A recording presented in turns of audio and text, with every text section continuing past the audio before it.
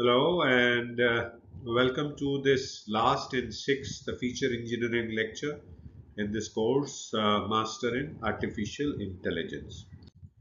So in this lecture, we will take a look at an example of identifying and extracting meaningful features from a data set that can help you improve the performance of a machine learning model, right? And this is what we call feature engineering. So So let's take a look at example of identifying and extracting meaningful features from a data set. And here we have, let's consider a data set containing information about houses, such as features such as size of the house in square feet, the number of bedrooms, the number of bathrooms, the neighborhood, and the price of the house. And obviously, the goal is to predict the price of the house based on these features. So why the output is the price of the house, and the features are that is give data set that contains information is on size of the house in square feet, number of bedrooms, number of bathrooms, and the neighborhood, and also includes the price of the house. So you have all these five sets of data either in a data set that is available to you. Now, so how did the company start?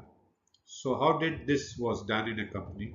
Uh, so they started by creating a new feature by combining the size of the house with the size of the lot, if available, to present as available to represent the total area of the property. So they created, they were not given the total area of the property, they created this new feature.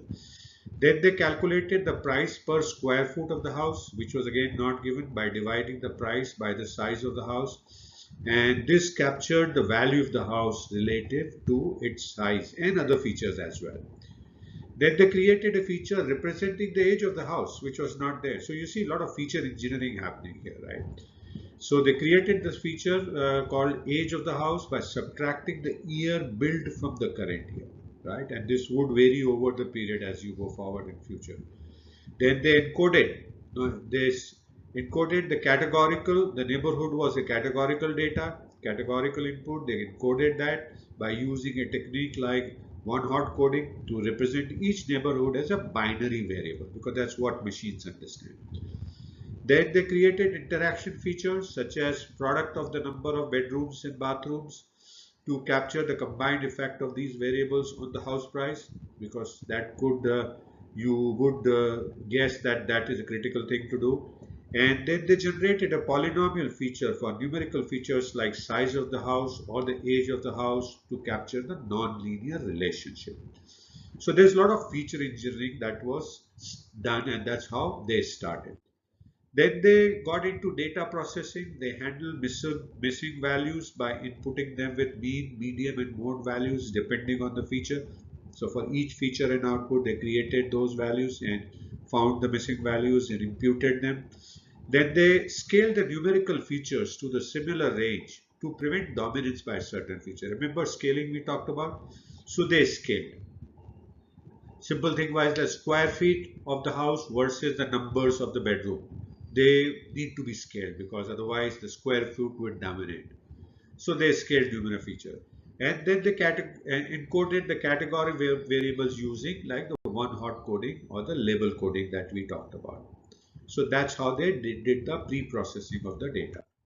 Then the team went into feature selection, used statistical tests such as ANOVA and mutual information to select the most relevant features that would have significant impact on the target variable. So ANOVA and mutual information was used to select the most important features. And then they applied the techniques like recursive feature elimination. Remember this RFE, where they eliminated the least important feature to figure out to rank the most important features at the top. So that's how they did that.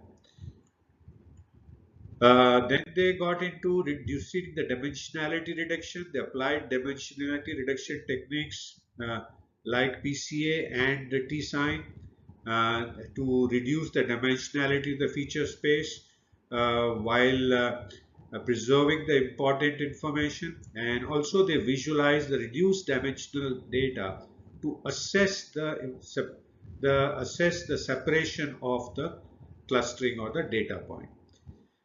Finally got into visualizing the reduced data. They visualize the reduced dimensional data to basically assess the separation or clustering of the data point. So they evaluated how good was their dimensionality and made sure that they reduced it to minimum dimensions with maximum information that they needed.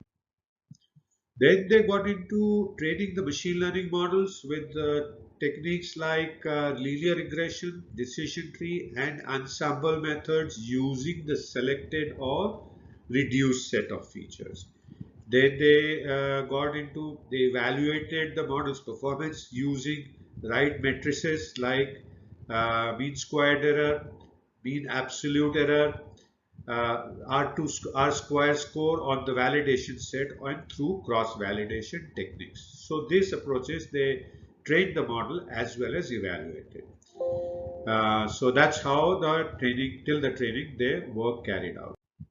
So by identifying and extracting meaningful features, by doing that feature engineering that we have talked about in this lecture from the data and incorporating them into the machine learning model, they could improve the model's predictive accuracy and robustness, ultimately leading to better performance in predicting the price of the houses.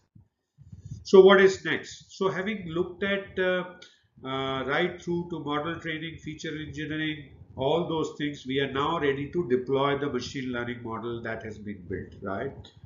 So let's take a look at how to deploy the trained model with existing systems and meet the performance requirements. So thank you so much for watching this sixth and the last feature engineering lecture in this course, Master in Artificial Intelligence.